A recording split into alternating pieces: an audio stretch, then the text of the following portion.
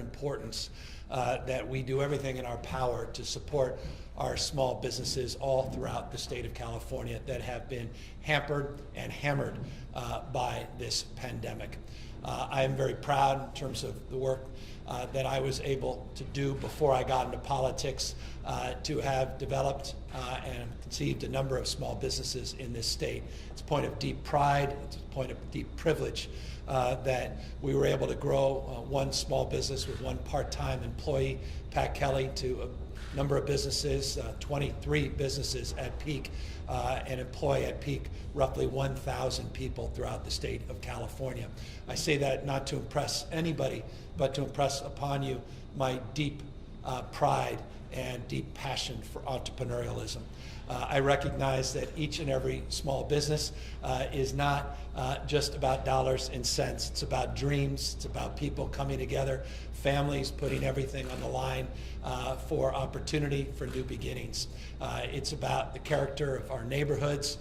It's about the pride we all feel when we embrace a sense of community that small businesses provide and small businesses advance. And so the issue is near and dear on a personal level, and by definition, it is foundational in terms of the economy of this state.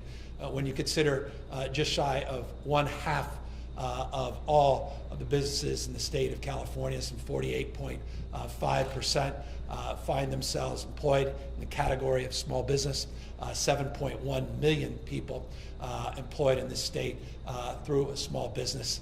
4.1 million small businesses specifically operating in the state of California, and a substantial percentage vulnerable to the vagaries of this current economy and to the challenges that are posed because of this pandemic. In fact, by one estimate survey recently that came out, 44% of businesses in this state, small businesses, are feeling vulnerable to the pressures of this pandemic, so much so that they believe they are likely to close in the not too distant future. That is a jaw-dropping percentage of small businesses that are looking at the prospect of a financial cliff so pronounced that they simply can no longer keep their doors open, or can't even envision reopening their doors that have been temporarily closed because of this pandemic. And it's not lost on me, it shouldn't be lost on any of you, the disproportionate number of those small business men and women that are represented in minority communities, and in particular women-owned businesses that are overrepresented in that 44% statistic. And so this is really about the lifeblood of California and its economy. It's about a sense of pride and spirit that we all have, and sense of place in our own communities, so indelibly marked by the contributions of entrepreneurs that create the serendipity that is a part of life. The ability to walk down your sidewalk, to run into strangers, to have experiences and magical moments that define an abundant life.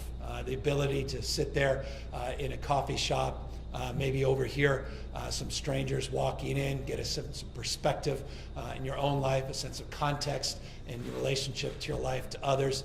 Those are experiences provided by small businesses, by people that put everything on the line and take pen to paper, come up with an idea and advance a dream. And so really this is about the California dream, and this is about our embracing that dream in a more robust and arguably refined way. And so today we'll be signing 3 pieces of legislation to support our small business community. This is part of a package of small business supports, over a dozen specific actions that have been taken over the last number of months to support our small businesses throughout the state of California.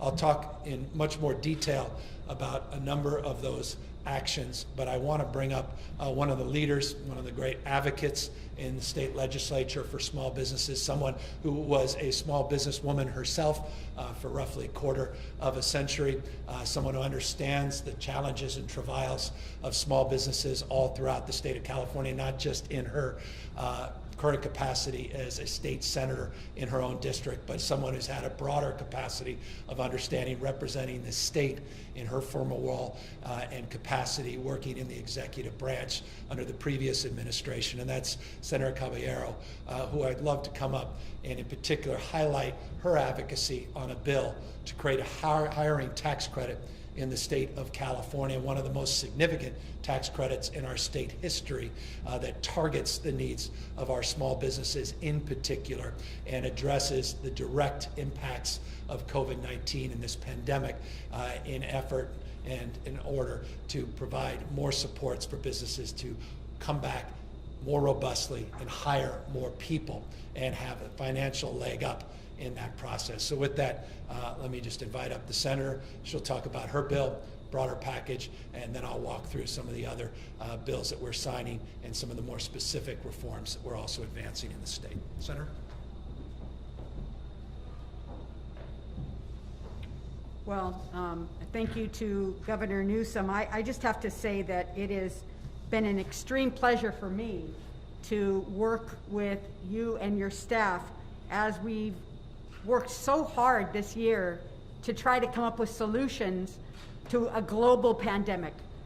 You have been a great champion of small businesses, and I want to thank you from the bottom of my heart.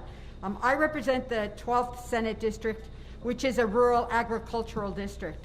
And so small businesses play a huge role in this district. Many of the small businesses are minority owned and, just as importantly, immigrant owned. Immigrants come to this country looking for the American dream and, quite frankly, to California looking for the California dream. And they come with very few resources, but a lot of energy, a lot of talent and family that help them make their small businesses a success. And this pandemic has really placed an incredible burden on them and their family because their dreams have been delayed, and in many instances, they're wondering whether they're going to survive this pandemic economically because of the requirement to shelter in place and to keep their family safe. And so, as I talked with these small businesses all over the state, their number one issue was, where am I going to get the capital? Where am I going to get the ability to start hiring the people that have been staying at home, that have not been working? How am I going to be able to do this? And we sat down and had a conversation among the Assembly and the Senate and the governor, and I was one of the lead authors on this particular bill, which is SB 1447. This bill expands California's assistance programs for small businesses during the COVID-19. So this is specifically related to this particular pandemic.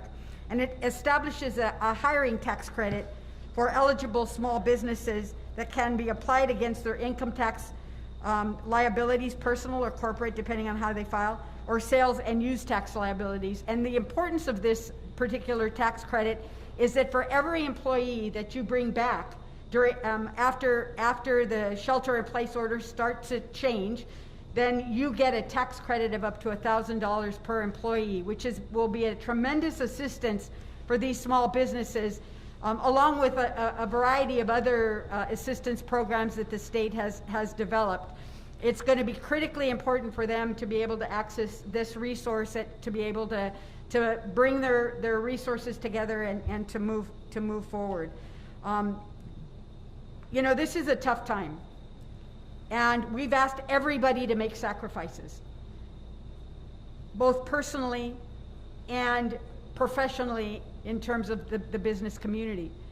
But they're looking for hope, they're looking for leadership, and they're looking for the opportunity to be able to access resources to make them successful. And this tax credit is going to be tremendously important. So again, I want to thank the governor for his support, for his commitment to small business, and for allowing us to do the work that we needed to do to be able to put a bill on his desk. It doesn't happen without the cooperation of everyone, and I'm very proud to say that that this came together in the last days of the legislative session, because there was a commitment among all of us to make sure that our small businesses come back. We absolutely need to see them be successful, and this is going to be one of the tools. Thank you, Governor Newsom, for your leadership. Thank you for the bill signing here today. Thank you for giving our small businesses hope as we move into the future. And thank you, because this is going to be a tremendous asset in our community. We really appreciate it very, very much. Thank you, Senator, and thanks again for your leadership and also your co-authors, Cervantes and Bradford, that worked hard on this $100 million tax credit, $1,000 per hire tax credit to work against your income tax or your sales and use tax. It's eligible for small businesses, less than 100 employees, and it marks a consideration that directly relates to the pandemic, that your gross income had to have declined by 50% since this time last year. And the reason we created that construct of considerations is so often with tax credits, it goes to the haves, not the have-nots. So often these open-ended tax credits go to a handful of well-resourced companies, not necessarily those small businesses that need them the most. So I want to thank, again, I use the word refinement, for the refinement of this bill to really target those most in need. And I want to again congratulate Senator Caballero for her leadership and her stewardship to advance this cause. This cause includes a number of other specific supports for our small businesses. $125 million was made available in the recent budget in the iBank to support small businesses that fall through the cracks, that aren't getting SBA loans, that didn't get the federal PPP loans. 82% of people that have applied for that iBank loan program accessing the $125 million, 82% are women and minority-owned businesses. That's exactly why we designed this program. It's exactly who we were targeting. So we're very pleased with the progress already been made in that space. Again, that was new money that was put in recently in the budget. We did something also that was rather novel, not as significant in terms of total amount of dollars available, but incredibly important in order to leverage the private sector and in order to encourage private sector loans to people in low income and underserved communities. We put an additional $25 million up for what we call first loss payments, meaning we're guaranteeing these loans against the private sector in order to encourage the private sector to make loans in underserved communities, higher risk loans for many small businesses. In addition to that, we put $10 million into what we refer to as a seed program. These are for immigrant social entrepreneurs. Again, leading the way in this space. Not a lot of states have put any resources in this space. It's a novel program. It's a seed fund itself, meaning we want to see how effective this program is. We'll consider next year the opportunity to substantially increase the amount of funding in this space, but it's a novel program and one that we collaboratively work together to advance this year. We also work to support our small businesses in a number of other ways. We are absolutely committed to manufacturing in this state. The vast majority of manufacturers aren't the large manufacturing factories that we tend to identify in the space. Many of them are small businesses. Give you an example of those businesses. If you go to a new platform we created with the California Manufacturing Association here in the state of California, 450 businesses are in a new marketplace for a new platform to encourage procurement to take place within the state, cities procuring, counties procuring, and the state itself, as well as private sector, to support homegrown California-based manufacturers. We have 450 companies now on that site providing over 560 products specific to the PPP issues, sanitation issues, be it hand sanitizers, face shields, masks, gowns, and the like. A small company, just as an example, that put their name on this platform recently, and we're providing face coverings. They just got an order of 25,000 face coverings. That small company out of Chico, California. Just an example of the benefits already of this new marketing platform, this new marketplace, this new manufacturing platform that we put together recently here in California. So we are absolutely committed to 2 points, reminding you that California is still the largest manufacturing state in the United States of America. I'll repeat that.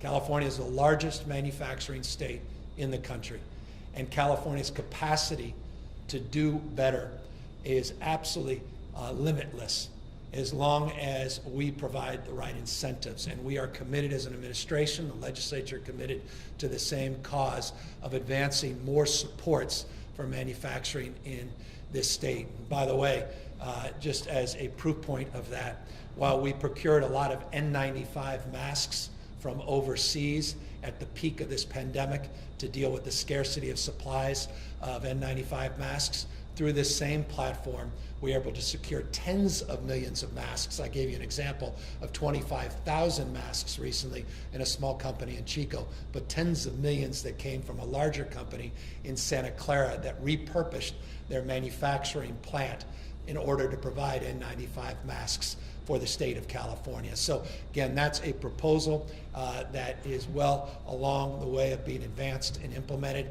and one we want to build on into the future. We also want to build our marketing support to encourage people to shop safe and shop locally. We initiated through our Jobs and Economic Recovery Task Force this program in partnership with Nextdoor and Yelp, Facebook, Google, and many other platforms to help support a framework, a mindset to shop local, to go local, and to shop in a safe manner. And so that is also part of a promotion and a marketing strategy that we're also advancing here in this state. We extended by 90 days the timeline and the deadlines associated with collecting sales tax, collecting state taxes in order to support small businesses. We extended for 90 days relicensing requirements for small businesses in this state is another effort in order to support small business retention and development.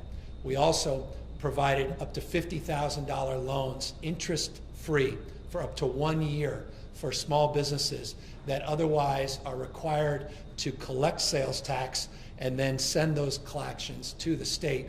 We said there are no collections required for a year, and you're able to access up to $50,000 of those sales tax. You can float those dollars to deal with cash flow needs without any penalty and without any interest attached. That's a significant program that currently has provided over $106 million of relief for small businesses. So $100 million hiring tax credit, $106 million relief in terms of floating loans up to $50,000 for sales tax that is owed to the state, a delay in terms of requirements on sales and use tax as well as income tax coming into the state, relicensing requirements pushed aside, support in terms of marketing and support that will be included in the package of bills that I'm also signing here today to conform our PPP program, where California outperformed the rest of the nation. 13% of all the PPP loans in this country came in, or rather dollars came into the state of California, $68.6 billion. $68.6 billion of loans came in to the state under the PPP program. We have a bill authored by Assemblywoman Burke that will conform to state law a ability for the PPP program to no longer require the collection of state taxes, meaning we'll waive the state tax requirement under the PPP program pursuant to the bill that I'll be signing here in a moment. The other bill we'll be signing will provide $406.7 million of accelerated bonds to be distributed, to be put to work, to create thousands and thousands of jobs here in the state of California in order to get people working and moving again. So we're basically accelerating bonds that are out there that aren't being utilized, that aren't being put to work. So that acceleration includes, as I said, over $406 million. That is a part of what we refer to as the budget junior bill that I'll also be signing. I said there were a dozen things, probably lost you on 7 or 8 of these. We put out information in this space, including an update on our Great Plates program. We are here at Solomon's Deli. This is a deli that opened up last year in July. 2 extraordinary women, one who's here with us, Andrea, been involved in the restaurant business for years, They put pen to paper. They took a dream, took an idea, old Tower Records in the state of California, took some of the cues of Tower Records, a little bit of its history, its founder, Sullivan, and put together a deli that connected with some of the iconography, some of the spirit that was part of Tower Records here in the state of California. They put this deli, organized this deli at the peak of our economic growth last July, only to run in the buzzsaw of this pandemic. They closed on March 17th of this year, as so many other businesses did. The peak, they had 26 employees, but they've been able to scratch their way back. Even though their revenue's way down, they've been able to work through a number of programs that the city of Sacramento has provided and the state has provided. They were able to draw down a little PPP money. They were able to use that entrepreneurial mindset, long-windedly, to figure out a way just to keep the doors open, have some outdoor seating, and they're still operating. Not as many employees, about half of where they were at peak, but they also took advantage of that Great Plates program. That Great Plates program now has supported 8,904 jobs. That's an exact number, 8,904 jobs since we conceived this first in the nation program. 9.1 million meals have been served to seniors, supporting businesses like this that are providing meals that we're getting reimbursed, 75% of the dollars reimbursed by FEMA and the federal government, the state providing counties an additional 12.5%. It's a virtuous program that helps our seniors that are isolated, that are quarantined, that are addressing their own health needs, that are in an economic box where they can't afford nutritious meals. They can't afford hot meals. They can't afford delivered meals. All three delicious, nutritious, hot delivered meals are provided through this program, supporting restaurants, keeping jobs, encouraging job growth, and generating sales tax back to the counties, which actually creates more revenue than the 12.5% the counties are responsible for providing in this program. Great thing about Great Plates, success leaves clues. This program is now being replicated in a number of other states. We took our entrepreneurial mindset into government, came up with this program, and it's wonderful to see it operationalized all throughout the state of California. And it's wonderful to be here at a business that was, willing to test the program and willing to support it, and is now the beneficiary of the program as well. Again, it's just another example of where we are trying to help support our small business ecosystem here in the state of California. I can continue down a path of providing more examples, more proof points, but I think at this stage we'd be better off by just closing with two final points, and then coming to the reason we came here, rather concluding my remarks and signing these three pieces of legislation and moving forward. But I wanted just to acknowledge our Jobs and Recovery Task Force that has been helping us, over 120 individuals, that some of the most famous branded entrepreneurs in the United States, arguably the world, from Tim Cook to Bob Iger, that have participated in this task force for the course of the last 7 or 8 months. They helped generate some of the ideas that supported this hiring tax credit, that supported our efforts to accelerate bonds that had not gone out and been put to work. Also provided support for our Shop Safe, Shop Local program, provided tens of millions of dollars for PSAs to support safely reopening, and of course have provided supports for our sectoral guidelines in our reopening our economy. I want to just acknowledge our co-chair, both our co-chairs, my Chief of Staff, Anna Leary, and Tom Steyer, for their outstanding work on that task force. A lot of the work we are announcing and advancing here today comes from that brain trust. Accordingly, I want to thank my team at GoBiz. They put together an entrepreneurial task force that's partnered now with 20 different regions in this state, providing webinars and supporting our entrepreneurial ecosystem. That program is alive and well. GoBiz is also supporting our network of small business centers. We were able to draw down $34 million from the federal government to support those small business centers that are also more robust and more engaged than they've ever been. And so GoBiz team and our Economic Development Task Force, thank you for all your good work as well. And let me just conclude as I now sit down and sign these 3 pieces of legislation by acknowledging the obvious. Good enough never is. We have an enormous amount of work still to do to help support our small businesses, and we cannot do nearly enough without the support of the federal government. And that is why it's just fundamentally foundational that Congress gets its act together, particularly the Senate, and supports Nancy Pelosi, our Speaker, and the House of Representatives' efforts to advance a new CARES Act, which will profoundly impact and benefit small businesses in the state of California in a way that the state alone simply cannot do. This is foundational and is fundamental to the revival and the recovery of our economy. And so I'd be remiss if I didn't just end on that foundational point as well. But with that, let me end my formal remarks on this topic. I'll come back up, update you briefly on health numbers in the state related to coronavirus, and update you on the fires, and then of course we'll take questions. Now, with the Senator's concurrence, let's sign these 3 bills today.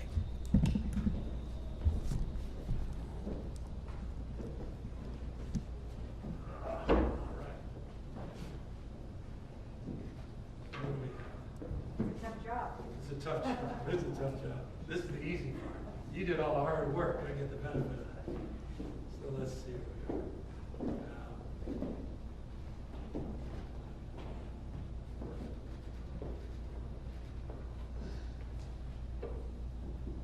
Senator, let me just get to all 3. I will give you all 3 of these since you were a big part of all 3 of these. Not only sponsored but co-sponsored any other bills, and just thank you for your leadership, and I'm very grateful for your strong advocacy on behalf of our business community. Thank you. Thank you so much. Means a lot. It's wonderful. Thank you. Great. All right. Let me, and Senator, you don't have to stick around for this, but let me quickly update everybody on the fires in the state of California. Last night, we had a number of new fire starts, over 50 fire starts in the state. We now have 28 large fire complexes that we're battling here in the state of California. 4 fires in particular have generated a lot of attention, and deservedly so. The Fork Fire, the Bear Fire up in Butte County, the Willow Fire in particular. Those 3 in particular are points of concern, new fire starts that have spread throughout northern part of the state primarily. We have made progress, additional progress on the CZU complex in and around Santa Cruz Mountains. We've made progress last night, encouraging progress in the LNU complex and the SCU complex around Santa Clara. We had some issues related to spotting of fires because of the winds from the previous 24-hour period. We had better containment overnight. We're encouraged that the wind activity appears to be dying down, which is encouraging. And the rest of the week looks a little bit more favorable from a wind perspective and a weather perspective. That will aid our efforts on these 28 major fires in the state. The wind, of course, over the last 48 hours has presented challenges not only with the existing fires, but these new fire starts, but also with air quality throughout the state. I grew up in the Bay Area in San Francisco, and a number of photographs that have been sent by family, friends this morning overwhelmed my inbox.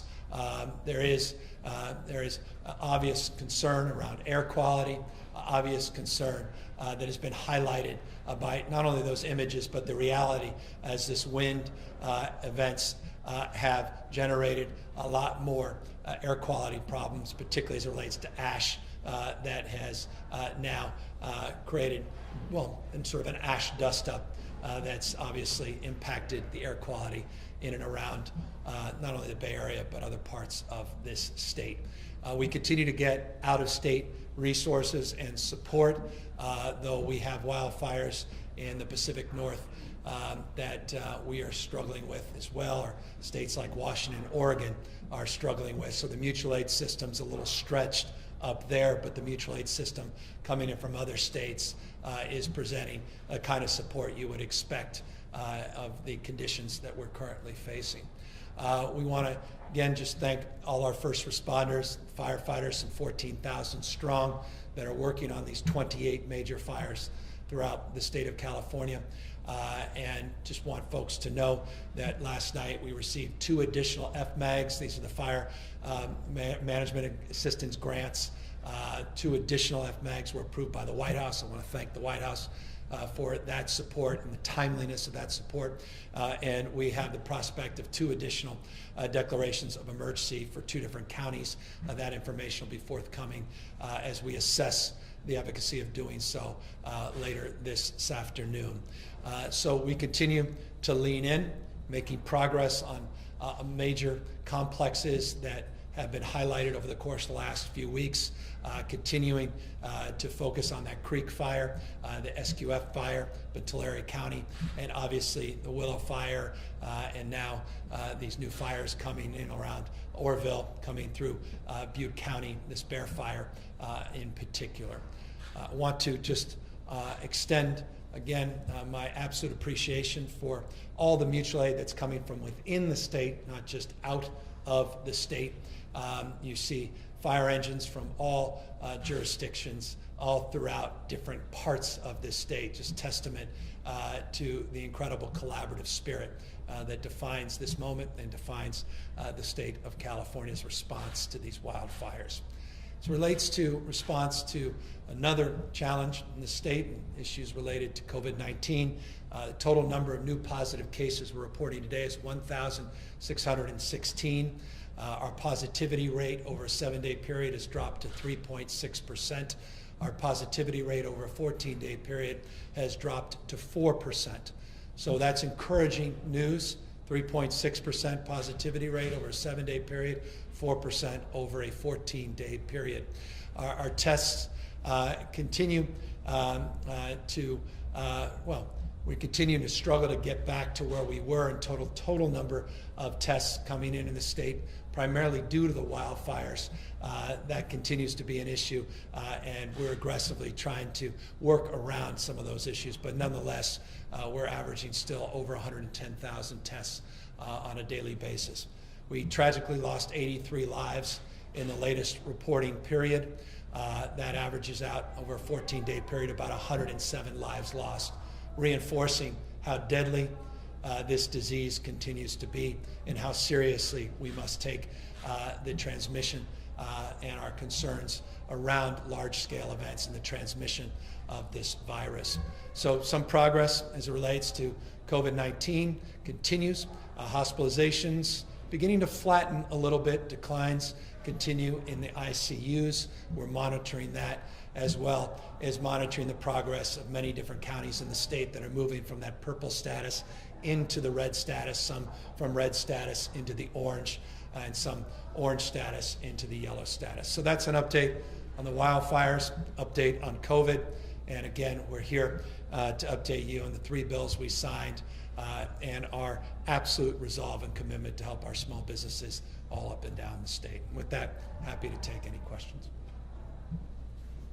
Hi, Governor. I'm Phil Willon with the LA Times, and I'll be asking questions on behalf of the California press.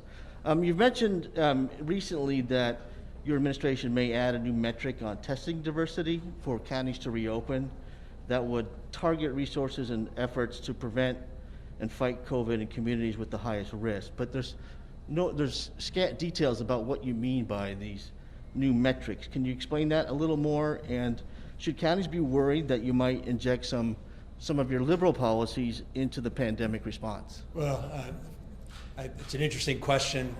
I'm a pragmatist when it comes to the issue of addressing this pandemic. We're driven by data.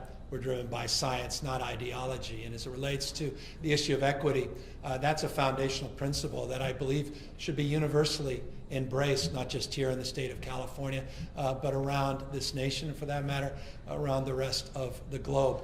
It's a fact that disproportionate number impacted by COVID-19 are overrepresented in the Black community and in the Latino community. So a framework around equity to me is foundational looking at the data, looking at the facts. It's a responsibility that we all share to address those that have been disproportionately burdened by this pandemic.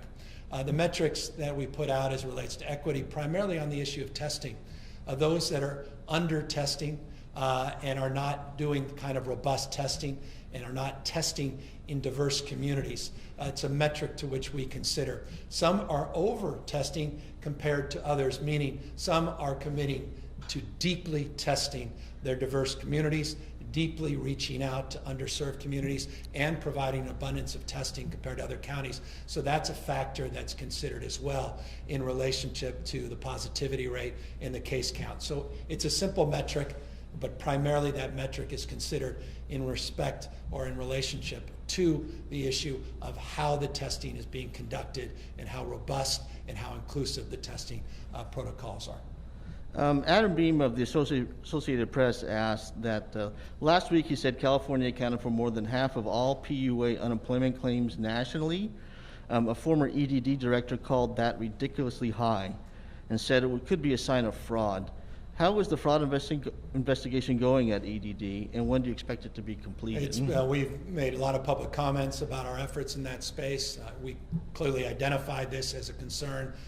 And as a consequence, we have our EDD investigations unit working on this. We're working in partnership with the U.S. Department of Justice.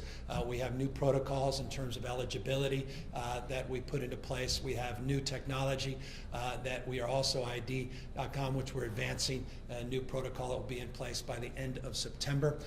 And we are looking through all the PUAs in a way that does justice to those concerns around fraud, which, by the way, is not unique to the state of California. In fact, we've seen it in many other states over the course of the last few months, and now working in partnership and working through the examples and lessons learned in other states. We're conducting our investigations with the benefit of previous investigations that have been underway in those jurisdictions.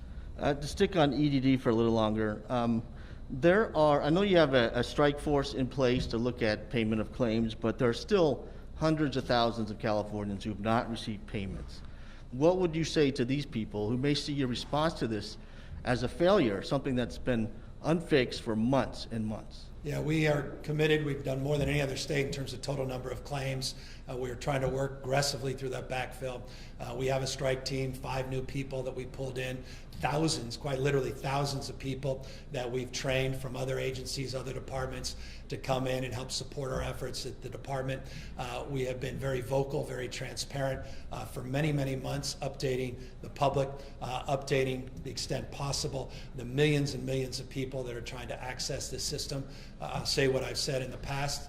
This is unacceptable, but so is the condition of this system when we inherited it.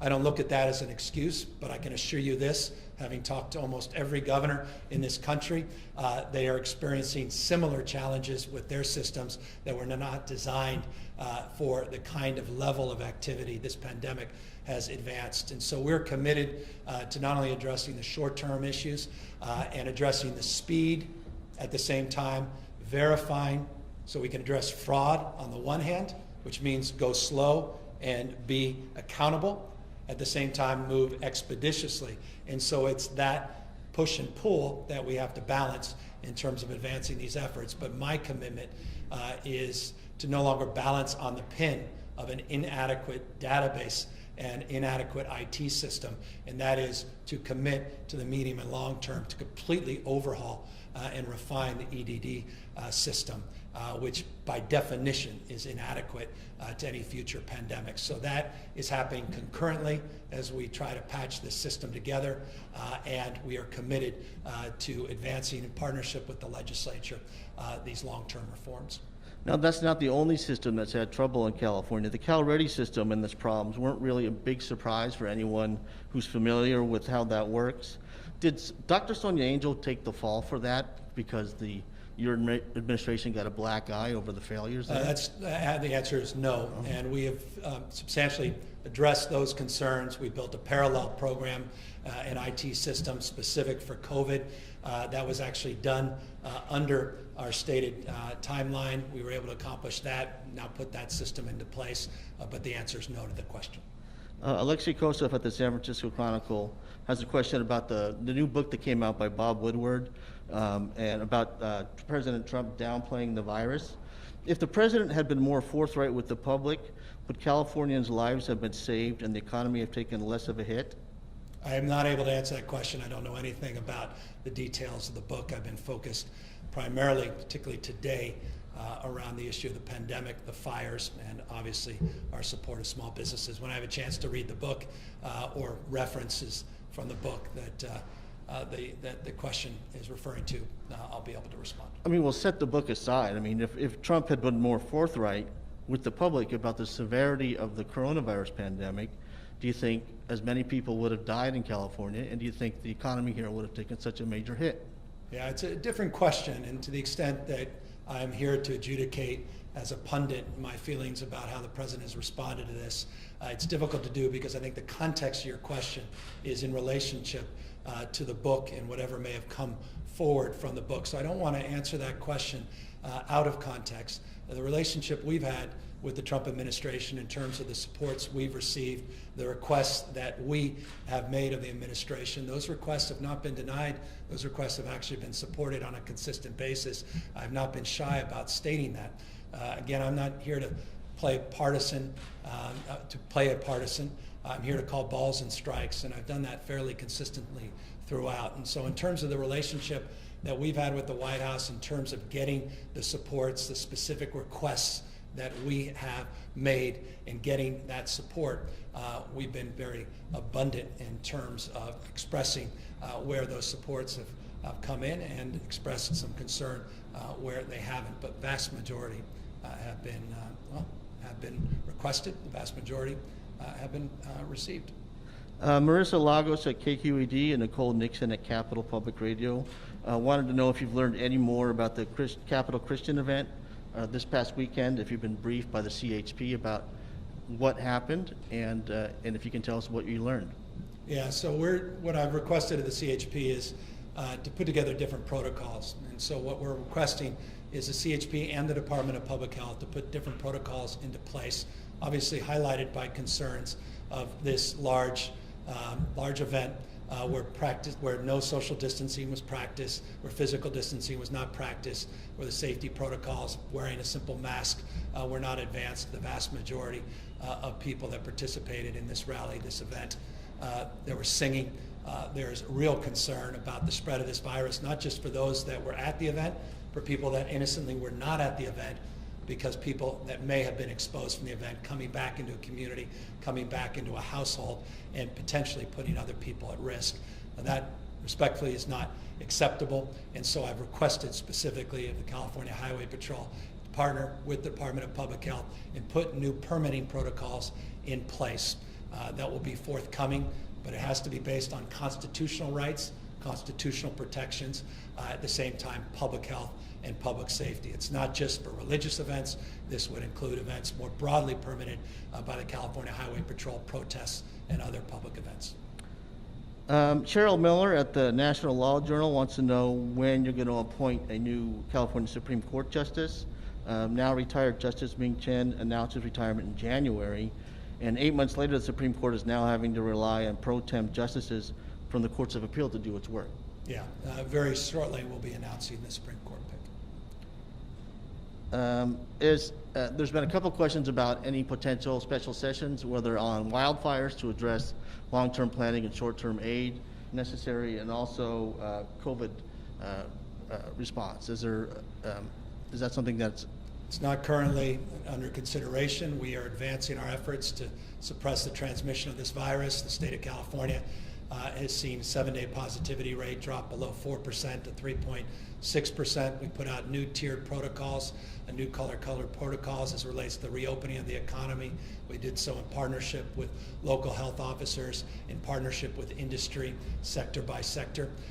We are confident in our approach and our direction. We've substantially mitigated the rise in the transmission of these rates. As it relates to wildfires, The California mutual aid system is working as it's designed. CAL FIRE is doing an extraordinary job. We're getting support from out of state.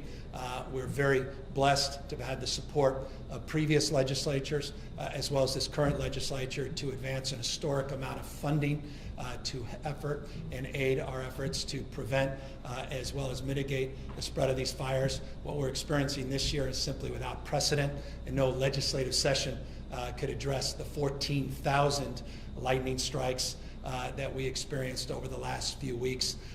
No legislative session can foundationally address the conditions this heat wave has produced in terms of the heat dome and the impact that's had, as well as the Santa Ana and Diablo winds. And so at the moment, that's not under consideration. But again, when it comes to any legislative session, I am open to that conversation as long as the legislative leadership is aligned and we have a purpose beyond any consideration. Now, you spent today talking about a lot of the assistance for small businesses, including tax credits and tax deferrals. Eventually, the bill will come due for all this. Whether it's for tax credits, it's kind of sapping state revenue. Tax deferrals will eventually have to be paid. How well equipped is the state to deal with the loss of revenue, and how well equipped do you think small businesses are to pay this tax liability? Well, you want to create revenue, you want to create jobs. If you want to create jobs, you can't be anti-business. And so the whole point of this effort is to stimulate economic recovery, which stimulates revenue, which stimulates virtuous cycle of tax support. And so the idea is not very complicated. We balanced our budget last year with consideration of all of our priorities in this state. The $125 million we put in the iBank was part of our budget. We were able to balance a $54.3 billion budget shortfall last year, and we found the money for this program as it relates to those small business loans. We found the money for many different programs to support small businesses. We felt it was a necessity with this additional $100 million request based upon the sluggishness of this recovery to provide an additional $100 million of support. It didn't in any way significantly impact our projections in terms of shortfalls next year. And I think the sooner we get people working again, the sooner we get people back to work, which is the intention of all of these programs, the revenue will more than offset the investment that we're making in those supports. I have a question from Raj Vora of the Jagrati newspapers in India. I guess you have a worldwide audience on these briefings. He wants to know if you'll consider releasing 4 national inmates in state prisons to their home countries for safety concerns and cost concerns. And on top of that, there's been some immigrant rights advocates in the state that have criticized your administration for releasing inmates in the prisons for COVID reasons and other reasons and handing them over to ICE. Can you explain why that's being done? It's been done historically. It's been past precedent of previous administrations. We maintain it as the appropriate course for our administration. We've been clear on that for over now 18, 19 months. As it relates to the specifics around individual prisoners, that's done on a case-by-case basis. It goes through a very exhaustive process and protocol. We have formal protocol through our parole board. We have other protocols on commutations and pardons that are separate and above from that go through a process within the executive branch with concurrence from other advisors that the administration has put into place. We've made many commutations and pardons over the course of the last number of years, consistent with the previous administration, and we continue to work to address the issue of concerns of COVID in our CDCR system. 1,457, maybe 1,459 individuals currently tested positive in our prison system. We monitor that on a daily basis. Right now, Folsom and Avenal prisons remain top of our mind in terms of focus. We're down to 11 cases at San Quentin. Made real progress in that space. And again, trying to decompress that system, look at vulnerable patients, or rather vulnerable prisoners, many that are patients in the mental health facilities as well as in our hospital facilities within CDCR, and look at the issue of this virus and look at compassionate releases in that space that are lower risk. And so all of that is part and parcel of our approach and our strategies, well-defined, well-established particularly over the course of the last 7-8 years under the Brown administration, extending through my administration. There's been a lot of stories and a lot of things written about the stress that parents and students are under with the distance learning programs underway, and I'm just curious about your level of concern about what potential cost that may have with all the screen time kids are now have on their laptops and all the other devices. If something is gonna have to be done later on to address all that and some of the impacts it had on them both physically and mentally. And second, I'd like to find out how active have you been with your children who are also doing distance learning? I mean, are you helping them every day, trying to navigate that, do homework online? I know you're obviously the governor and very busy, so how much have you been able to help them? I've got 4 kids, so I'm not intellectualizing this question. It's a conversation not just having with my wife, not just a conversation I'm having daily with my 4 children. It's a conversation we have with other parents, friends, family members that are struggling with the same. There's a reason we put $5.3 billion up in this year's budget, and that was to address the issue of learning loss and provided flexibility for our school districts to address the concerns around the issues of distance learning and learning loss, particularly for low-income communities that don't have access to the tools of technology or download speeds or even any broadband whatsoever, and the impact that learning loss will have on them more permanently. We also are looking at the issue of wellness, and not just physical, but mental wellness, mental health as it relates to same supports, and providing flexibility with those dollars to provide additional additional capacity for those districts to support parents. And so this is a very trying and challenging moment in the history of this country, for that matter, the history of the world. The overwhelming majority of countries are expressing similar concerns. Same time, our default is this: we must make our schools safe. That means we must keep people healthy, not just our kids, but paraprofessionals, our teachers. We put out very prescriptive protocols going back in July about what that looks like.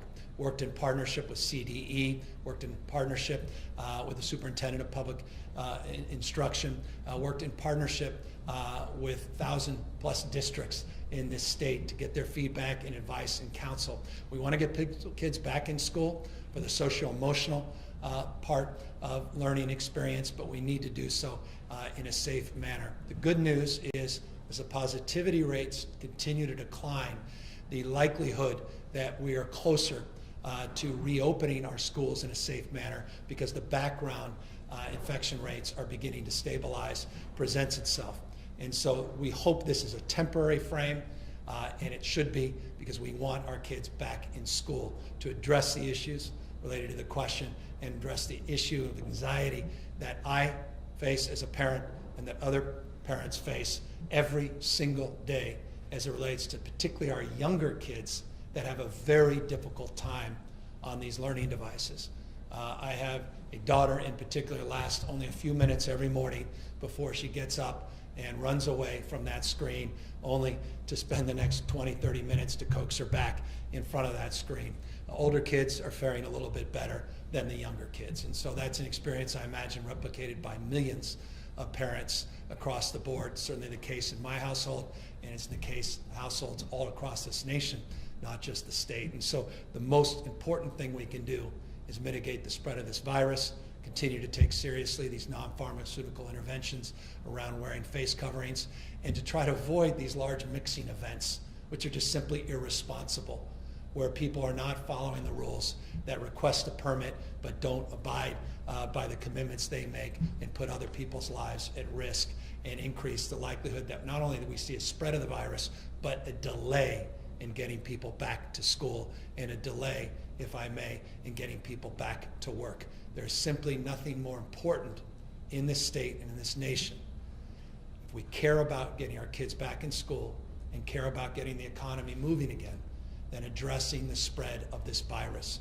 And there's nothing more potent and powerful we can do than simply wearing face coverings and practicing common sense and physical distancing and avoiding mixing in large crowds. If we commit as a nation to do that, if we commit as a state of doing that, we will move much more expeditiously to advance the collective cause of educating our kids in the way they should be educated and creating the economic conditions where states like California can not just survive this pandemic, but thrive coming out of this pandemic.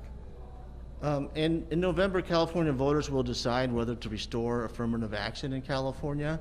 And you've been in California long enough to kind of witness firsthand the evolution of this issue over the past 3 decades. Where do you stand on it now, and do you support this initiative? Yeah, I came out formally for that initiative 2 weeks ago. I've long been an advocate for reform in this space, going back many, many years. I was vocal on the campaign trail. No one should be surprised by the support of this initiative. I was very heartened that the legislature was able to move this forward, very gratified by it. And I know firsthand, not only through my personal experiences as relates to the work I've done in public service over the course of decades, but the work that I had the privilege of doing as a member of the UC Board of Regents and the CSU Board of Trustees, to see the impact that affirmative action coming out of 1995 has done, particularly